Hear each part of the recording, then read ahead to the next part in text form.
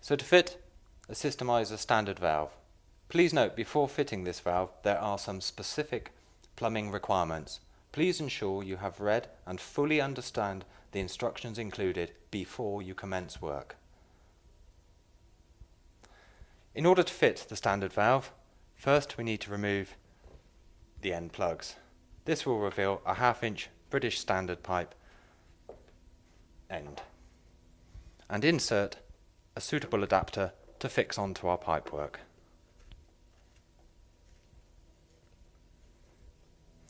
Again, using an appropriate size spanner, being careful not to over tighten into the plastic thread. Repeat this for the other side, and we're then ready to fix it onto our pipework. Okay, that's now ready to be fixed to our pipework, and don't forget the red adjustment key, which we'll use shortly. This is a typical uncontrolled cistern feed.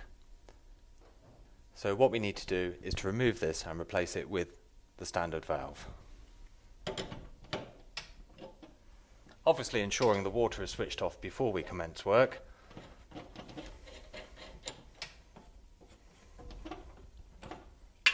This can now be discarded. We now have the standard valve ready to fit. On the bottom of the valve is a flow direction arrow, obviously ensuring we fit the valve in accordance with that arrow. Using simple compression fittings, this becomes a relatively quick and easy fit. Again, this is going to be our inserted piece of pipe which fixes onto our isolation valve, like so.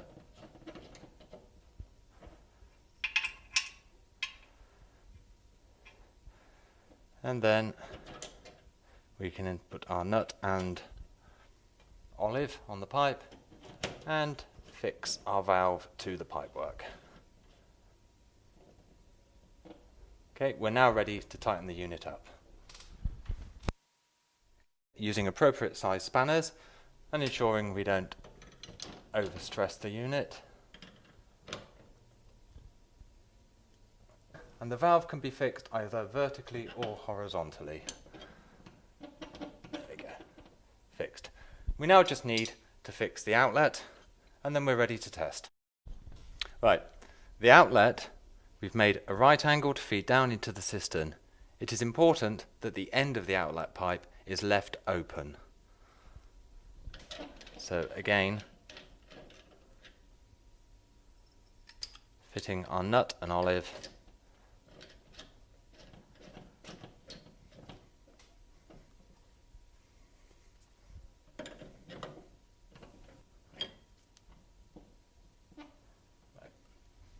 Secure.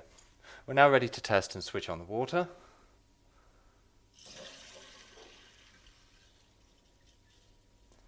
And check that we have no leaks. Before we can start to use the standard valve, there is an action that we need to do, and that is to bleed the chamber at the top of any air that's been trapped. And to do this, we use the red key provided and turn the adjuster screw anti-clockwise until we can see the black O-ring. At this point, we should start to see some water. Once that water's come out, that's shown that we've taken the air from the unit, and we take the adjuster screw back down to level with the top of the unit. At this point, we need to do our base level for setting, and for this, we will turn it in 3.5 turns. And we're now ready to test our unit. In order to test, we're going to need to flush a toilet or use a hand basin, depending on how we've plumbed this in accordance with the instructions supplied. In this instance, we've used the WC to act as the activator for the standard valve.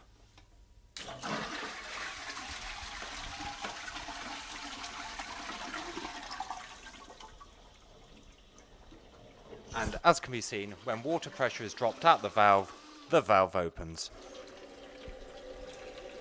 and closes.